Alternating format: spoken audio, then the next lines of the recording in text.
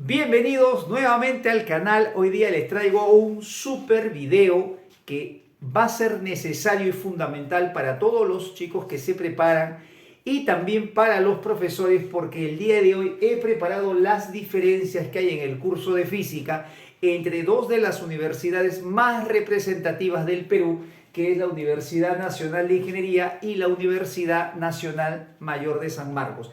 Es muy común a veces encontrar en el medio preuniversitario profesores, instituciones que preparan UNI San Marcos como si fuera exactamente lo mismo, como si las convenciones, el enfoque fuera exactamente el mismo. Y obviamente hay diferencias, no solamente a veces en el grado de dificultad, sino en la intención de las preguntas, en la rapidez con la que hay que contestar y además en los conceptos. Para poder establecer estas diferencias me he basado en lo que los centros preuniversitarios de cada universidad respectivamente tienen escrito en sus materiales.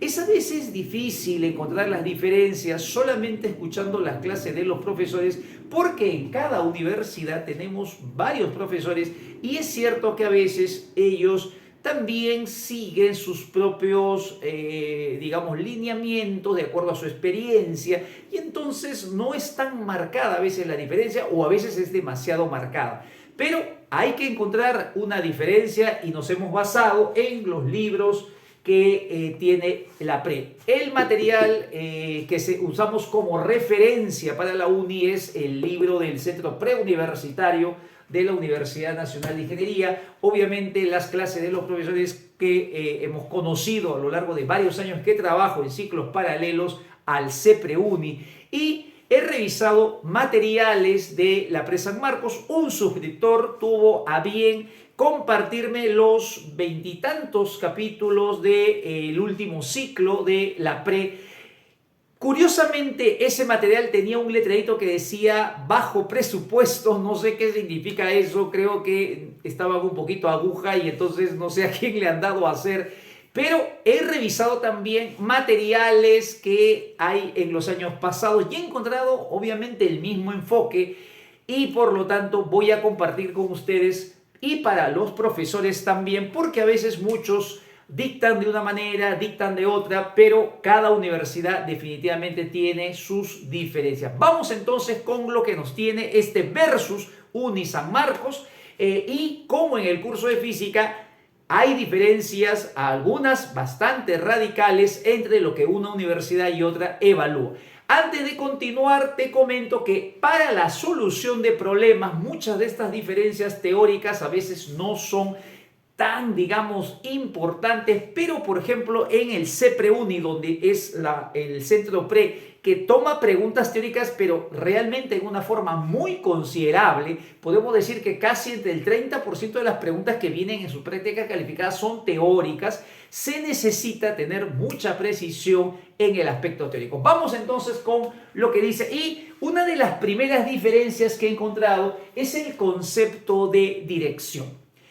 En la UNI, todo vector, toda cantidad vectorial, primero se representa con un vector, y podemos al momento de utilizar un vector decir que el tamaño, la longitud con la que dibujamos o le damos a ese vector que estamos representando va a indicarnos el módulo del vector. En la UNI, la dirección viene a ser, a ver, lo voy a poner por acá, la dirección viene a ser la línea sobre la cual se encuentra el vector, y el sentido viene a ser la punta de la flecha que me dice hacia dónde apunta ese vector. En la UNI entonces se utiliza el concepto de módulo, dirección y sentido, los elementos de módulo, dirección y sentido para todo vector. También es cierto que hoy en día en la UNI se está usando mucho esta convención. La dirección y el sentido juntos lo están llamando simplemente orientación. Entonces, hablar de la orientación de un vector significa que nos estamos refiriendo a su dirección y sentido. Aquí quiero comentar de que esta es la idea, o es quizás el criterio que está analizado en el libro de Alonso Fin. Alonso Fin, hay un único libro, por lo menos es el único que yo conozco y he encontrado, un libro que data del año, aproximadamente el año 70, la primera edición en inglés es del año, me parece, 60 y tanto, 67, y acá en Latinoamérica se traduce al castellano en el año 70, es el único libro autorizado, no sé si alguien conocerá otra versión, por lo menos yo no he encontrado, y en este libro es el único de todos los libros que hay. Yo he recomendado varios en este canal también, en el que habla y se detiene a analizar el concepto de dirección. Alonso Fin dice que una recta tiene dos sentidos, para un lado o para otro, y cuando agarramos la recta y el sentido juntos, a todo eso le llama dirección.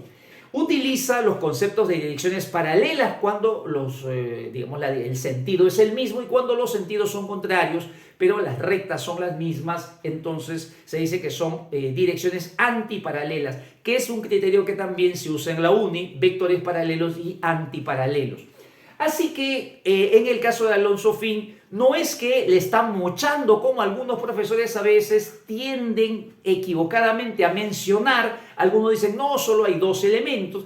Lo que dice Alonso Fin es que le llama le llama dirección a la recta más el sentido.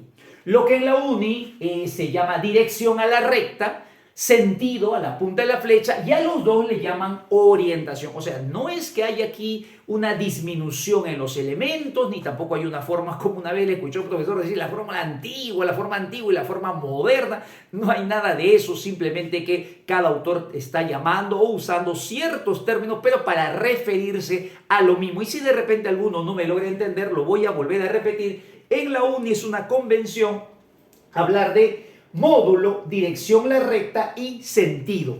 Cuando la dirección y sentido lo tomamos juntos, le llamamos orientación, que es una forma muy generalizada en los últimos ciclos. Y Alonso Fin habla de la recta más el sentido y le llama dirección a los dos. O sea, es como si en lugar de usar estos dos, a todo lo hubiese llamado dirección, pero está hablando de recta y de sentido también. O sea, que seguimos hablando de los mismos elementos, pero como chocolateando un poco los nombres, y por eso al definir inicialmente uno puede continuar leyendo el libro y entendiendo y guiándose también de esa convención. En San Marcos lo que he notado es que hacen lo siguiente, hablan también del módulo y dicen que la dirección es el ángulo, lo ponen, por lo menos no se detienen demasiado, pero ponen ahí el símbolo de la marca de angulito y le dicen que esto es la dirección y hablan también de el sentido. Adicionalmente, en la uni, para referirse a la dirección y sentido, para referirse a la orientación, se utiliza el vector unitario. Un vector unitario tiene la misma dirección y sentido. En San Marcos también se habla de vector unitario y entonces ahí notamos que si el vector unitario sirve para representar esa dirección y sentido, entonces ¿dónde interviene el ángulo? Ahí me parece que no hay una coherencia muy adecuada. También he visto que en San Marcos hacen esto, descomponen los vectores y efectivamente si estos son sus componentes, entonces definen la dirección como la tangente del ángulo y utilizan estas componentes como referencia. Definitivamente creo que hay que entender por qué es que algunos profesores son tan hinchas de decir que la dirección es el ángulo. Obviamente se están basando en este criterio, pero insisto en que la dirección, obviamente, si hablamos de un ángulo, se refiere a esa abertura que hay entre estos dos rayos, mientras que la dirección se refiere realmente a esta orientación que el vector toma. Adicionalmente a esto, quisiera comentar que en muchos autores se dice que una forma de definir la dirección es por medio del ángulo. ¿Qué significa definir? Definir significa encontrar un mecanismo, un procedimiento que me permite llegar sin lugar a error, sin dudas, a algo. La forma más sencilla de definir algo es por medio de una expresión matemática. Si tú vas a multiplicar, dividir algo, no hay lugar a error. O divides o multiplicas y entonces eso no tiene lugar a error. Pero también hay definiciones literales, como por ejemplo, ¿qué es una fuerza? La fuerza se define como aquella cantidad física que altere el estado de movimiento de un cuerpo. Entonces, las definiciones son aquellos mecanismos que nos permiten llegar así, sin duda, a algo. Una forma de llegar sin ningún lugar a duda a esta dirección y a este sentido se puede hacer indicando el ángulo que forma. Entonces, es bueno aclarar que no es que el ángulo sea la dirección, por lo menos en la uni, sino que una forma de indicar a qué dirección me refiero, lo puedo hacer poniendo el ángulo. Pero como ves, en San Marcos dicen que el ángulo es la dirección y entonces habrá siempre que mantener ese paralelismo. Otra diferencia que me parece que también es bastante notoria y que esto, por ejemplo, si un alumno va de pre-San Marcos a pre-uni, obviamente le costaría una pregunta en una práctica calificada, es el concepto de sistema de referencia u observador. Hay una coincidencia en ambas universidades que el sistema de referencia u observador es lo mismo. Hablar de observador o sistema de referencia, no vayas a pensar que esta es una persona y este no. Siempre se entiende igual. Un sistema de referencia u observador es aquel cuerpo donde una persona se ubica para estudiar, analizar el movimiento, tomar las medidas respectivas del movimiento. Por ejemplo, si este personaje está parado en una roca y desde ahí está haciendo las respectivas mediciones, podemos hablar que él está en un sistema de referencia 1 unido a tierra y desde ahí toma sus mediciones. Si él estuviese parado de repente en este vehículo en movimiento, entonces tendríamos otro sistema de referencia y definitivamente lo que él va a percibir es otra cosa. Entonces, el sistema de referencia u observador, ambas universidades, y ese es un concepto que hoy en día se maneja, es uno solo, es aquel cuerpo desde el cual se percibe el movimiento y se toma de él las medidas, el análisis, el estudio del movimiento. Esto ya ha venido en práctica calificada y si por ejemplo en la uni nos ponen el sistema de referencia es el punto, es falso. Si me dicen es el lugar, tiene que ser el cuerpo desde el cual se realiza el análisis del movimiento. En San Marcos, en cambio, en su material de la pre, veo que dicen que el sistema de referencia u observador es el sistema de coordenadas que utiliza la persona. Aquí, si bien es cierto, es su convención y toda universidad tiene el derecho y la libertad y el poder de tomar la convención que quiera, porque obviamente ellos están evaluando y para eso está el centro pre, para incluso transmitir a los postulantes, decirle, mira, así tomamos nosotros, esto es para mí. Hay que cuestionar un poco la idea. Los sistemas de referencia son entes abstractos, son conceptos como la recta, el punto, que no los podemos en realidad visualizar, solamente tenemos una idea, son conceptos matemáticos abstractos.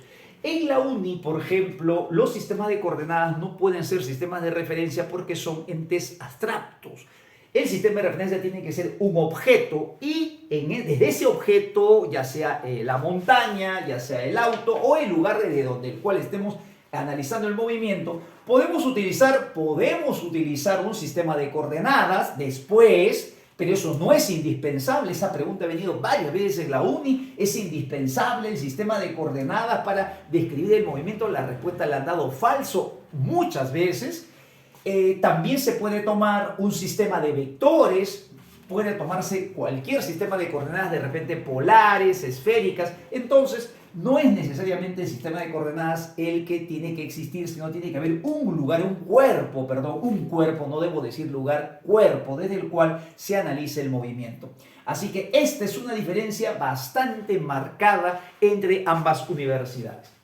Otra diferencia que también me llamó poderosamente la atención es esta. En la uni, esto sí, lo he mencionado en mi canal, está en el material que manejo, está en el vídeo de cinemática.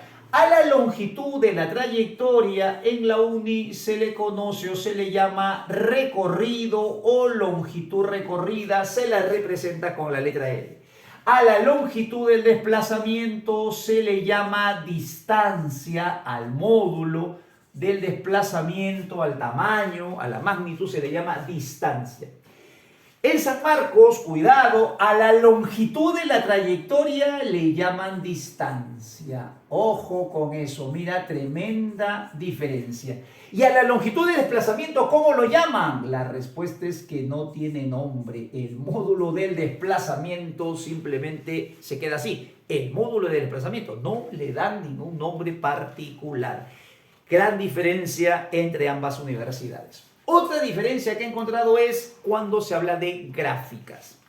En la UNI hay un capítulo que es gráficas y funciones que está en el prospecto de admisión, donde se hace la diferencia en el libro del centro preuniversitario. ¿Cuál es la diferencia entre hablar de pendiente y tangente? Una pendiente es una relación de dos variaciones que pueden tener unidad. Puedo poner metros y segundos, así que mi pendiente será metros por segundo, o puede ser metros por segundo entre segundo y me sale metros por segundo al cuadrado. Las pendientes sí tienen dimensión, tienen unidades. Las tangentes son el cociente entre dos longitudes, así que las tangentes son adimensionales. Sin embargo, entre la UNI y San Marcos hay una diferencia. Mira lo que va a pasar. Aquí en estas gráficas, la velocidad en una gráfica posición-tiempo, la velocidad es la pendiente. Se acostumbra a usar este símbolo M de pendiente. De repente tú en el nivel pre no lo usas mucho, pero cuando llegues a la universidad y veas este curso de geometría analítica, la M va a significar siempre la pendiente. La aceleración va a ser también la pendiente. Obviamente esa pendiente es variación de posición entre tiempo. Y acá sería variación de velocidad entre tiempo. Como ves, esas pendientes tienen unidades. En San Marcos, aquí le ponen el ángulo, marcan el ángulo y dicen que la velocidad es tangente del ángulo. Ahí nuevamente recurriendo a lo que está escrito en el libro de la pre-uni. Tangente es el cociente de dos longitudes y estas no son longitudes, son dos cantidades físicas, tienen unidades diferentes. Esto es metros y esto es segundos, así que eso sí va a tener una dimensión. Así que, por lo menos para mí, lo veo totalmente claro, esto debe ser llamado pendiente. Quizás por una cuestión de facilitar para un nivel escolar, de repente como un primer paso, pero que la universidad esté usando esto, nos parece que ya debe haber una corrección. Otro tema que me llama la atención poderosamente y que muchos profesores que dictan San Marcos se aferran al famoso más menos, puedo darme cuenta que eso está cambiando.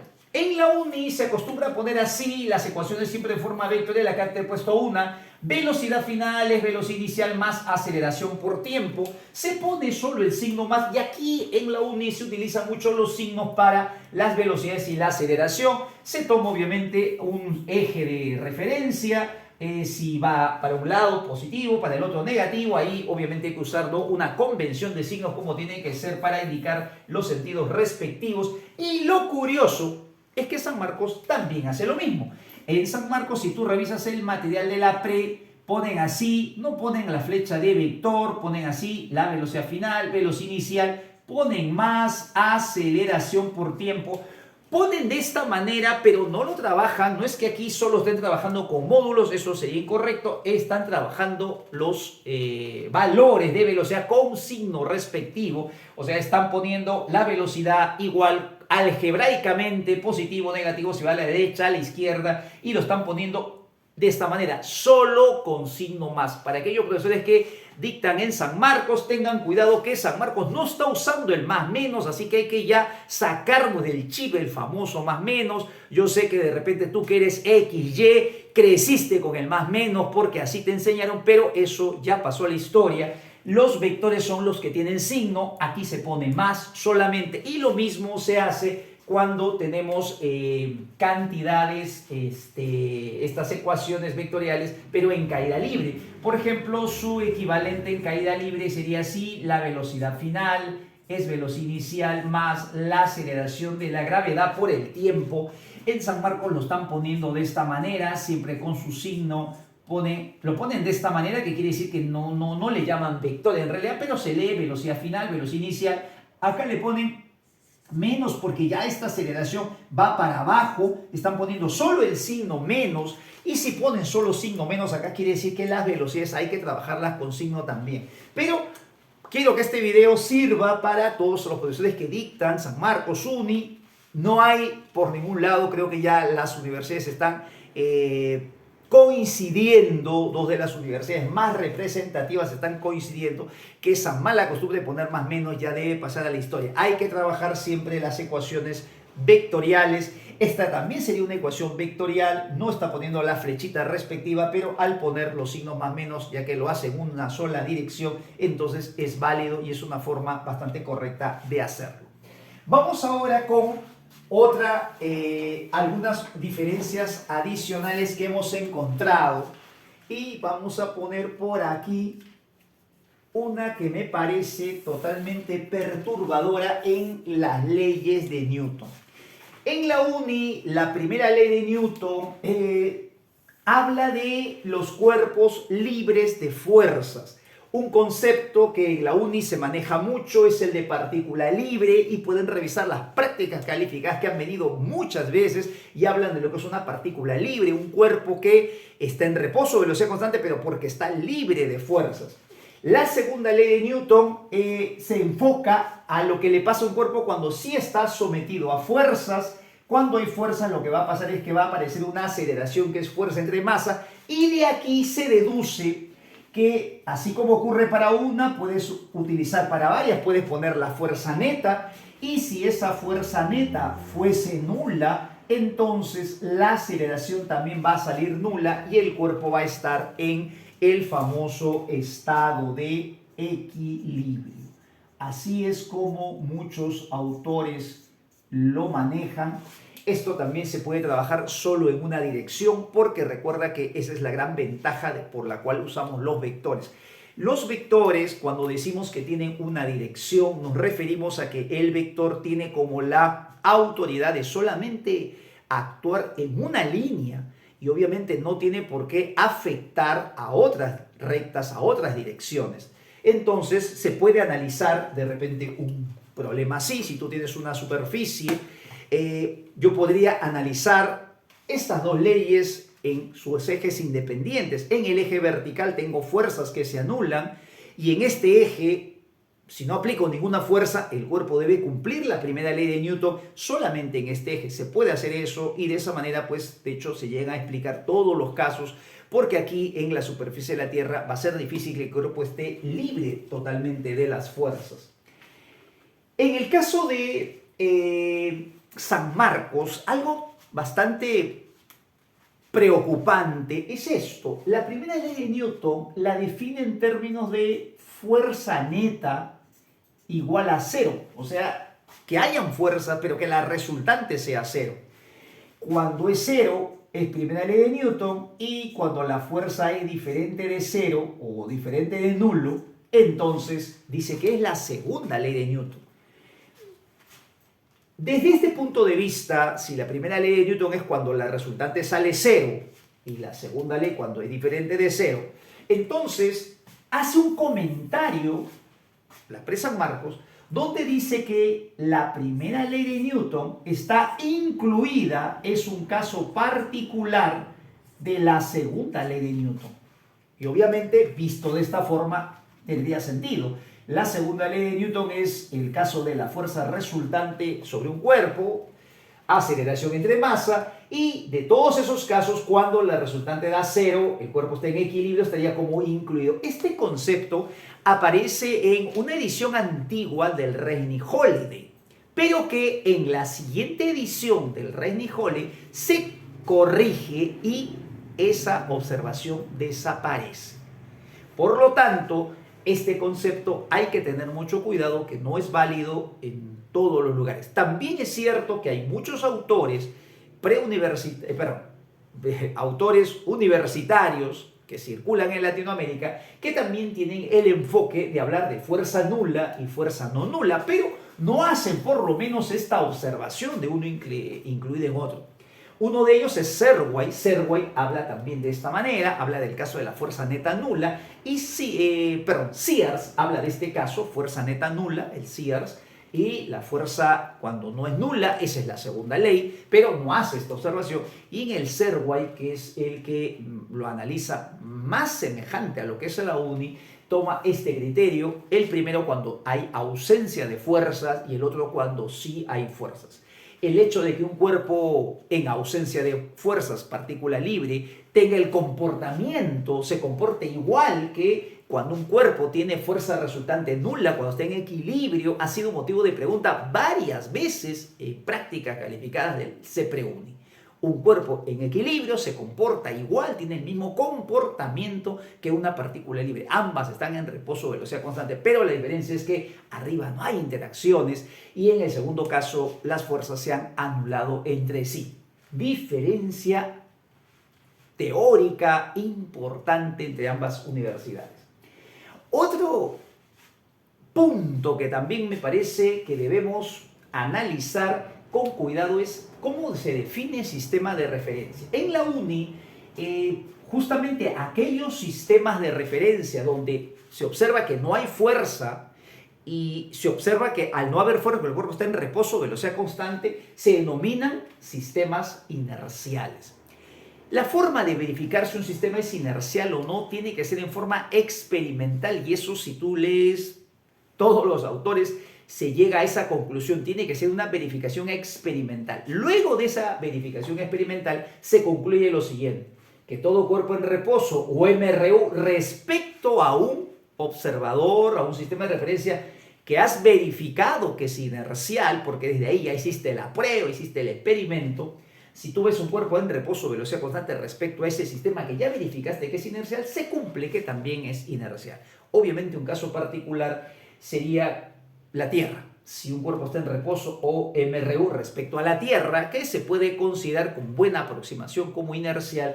De hecho, los cuerpos que también se ven en reposo, velocidad constante respecto a la Tierra, serían inerciales. Pero en San Marcos hay que tener cuidado que no lo dice así. Dice: todo cuerpo en reposo o MRU es un sistema de referencia inercial. No es todo cuerpo en reposo o MRU, porque recuerda que cuando hablamos de movimiento, de reposo, tenemos que primero definir el sistema de referencia. No hay un cuerpo en reposo o MRU en forma absoluta, así que aquí en esta definición me parece que falta. Y esto es lo que veo que muchos profesores manejan en algunas instituciones, y entonces para ellos suficiente todo cuerpo en reposo o MRU ya es un sistema de referencia inercial, y por eso es que muchas preguntas que vienen en las prácticas del CEPREUNI obviamente no encuentran la clave correcta. Así que mucho cuidado, que aquí me parece que hay un poco de error. Otro caso bastante sorprendente es lo que conocemos como la teoría de la fricción. En la UNI esto está totalmente analizado. La fuerza de rozamiento estático puede ser cero, ese sería el mínimo valor, hasta llegar a un valor máximo, y el valor máximo es el coeficiente por la normal. Una pregunta típica que ha venido en prácticas calificadas es si la fuerza de rozamiento estático siempre es igual, o en todo caso te preguntan así: ¿es coeficiente por normal? Y la respuesta es falso, porque para tener este valor tendría el cuerpo que estar a punto de moverse. La fuerza de rozamiento cinético sí se considera constante. Una vez que arranca el movimiento, se considera que este valor es constante y coeficiente por normal. También el coeficiente de rozamiento estático no es cierto que siempre sea mayor que el cinético, porque aquí coinciden todos los autores. Está en Serway, Sears, Yancoli. El teflón versus el teflón se encuentra que tienen el mismo coeficiente. Sin embargo, en San Marcos se habla de una ley de fricción válida para todos los casos, donde dice que la fuerza de fricción siempre es directamente proporcional. Aquí hay que especificar que es solamente cuando está a punto de moverse o cuando ya está moviéndose, pero en otros casos, cuando la fricción, o sea, cuando el cuerpo no está a punto de moverse, la fricción no es este valor. Así que ahí me parece que hay una falta de precisión También especifica que el coeficiente debe estar siempre menor que 1 y mayor que 0. Esto también es un hecho experimental que no se cumple. La fuerza de fricción puede ser un poco más y básicamente ocurre cuando, por ejemplo, los metales muy pulidos se ponen uno en contacto con otro. Esto es lo que pasa en los frenos de automóvil. Si de repente tu Crush tiene su carro y le han hecho rectificación de freno, lo que se hace es pulir el disco del freno para que al estar más pulido haya más adherencia en el metal y obviamente la fuerza de fricción sea mayor. El coeficiente, por lo tanto, puede pasar el 1. Por esa razón en la uni ha venido varias veces preguntas donde el coeficiente es 1.2, 1,1 y eso es totalmente normal porque sí puede pasar el 1. En cuanto al que el coeficiente estático siempre es mayor que el cinético, esto también lo ponen así, esto estaría obviamente desvirtuado por este hecho experimental. Recordemos que la física se basa en el experimento y la medición. Así que si tú encuentras eso, te han explicado eso, obviamente es otro enfoque y ahí hay que hacer esas correcciones. En la número 9 quiero comentar esto. Varios profesores cuando dictan San Marcos hablan de momento de una fuerza, pero la pre-San Marcos hace tiempo está igual que la uni usando la palabra torque. Así que aquí vamos a encontrar una coincidencia tanto en San Marcos como en la uni se usa torque. Y hay que empezar a usar la palabra torque. El torque se usa en los automóviles para medir, se mide el torque para evaluar la facilidad que tiene este automóvil para pasar por un obstáculo. Así que hay que acostumbrarse al término torque y dejar ese término de momento de una fuerza, que es una mala traducción del término momento, que significa el movimiento provocado por una fuerza. Así que aquellos que dictan San Marcos les invito a cómo usar la convención de la pre. El concepto de torque es el que está entrando con mucha fuerza. Donde he encontrado también una diferencia bastante extraña es en el concepto de energía. En la uni esto está bastante claro, el trabajo neto es variación de energía cinética y cuando digo el trabajo neto me refiero al trabajo de todas las fuerzas que actúan sobre un cuerpo. Este trabajo neto va a coincidir también con el trabajo de la fuerza resultante, así que eso está bien. Y el trabajo de las fuerzas no conservativas, es decir, el trabajo de las fuerzas donde estoy retirando la fuerza gravitatoria, la fuerza elástica, la fuerza electrostática, que son conservativas. Las que no son conservativas se cumple que es variación de energía mecánica. Pero en el material de la pre-San Marcos encontramos algo un poco extraño. Le llaman trabajo de la fuerza resultante, eso puede coincidir, eso es correcto, el trabajo neto es el trabajo de todas las fuerzas y eso coincide con el trabajo de la fuerza resultante y le llama o hace coincidir eso con la variación de energía cinética. Hasta ahí podemos decir que está bien, pero después habla del trabajo total de las fuerzas externas y iguala esta expresión trabajo de las fuerzas externas a la variación de energía mecánica. No sé cómo obtiene este resultado, hay que revisa libros que tú consideres no adecuados. Sí, hacer este es el trabajo de las fuerzas no conservativas, no es el trabajo total de las fuerzas externas. Otro detalle que también quería comentar, que aquí ya no sería una diferencia, sino sería algo interesante que se está dando, es que el coeficiente de rozamiento en la uni se está manejando de esta manera. La velocidad relativa después del choque, coeficiente de restitución por la velocidad relativa antes del choque. En la uni se trabaja de esta manera y en el libro de la pre-San Marcos lo estoy encontrando de esta forma.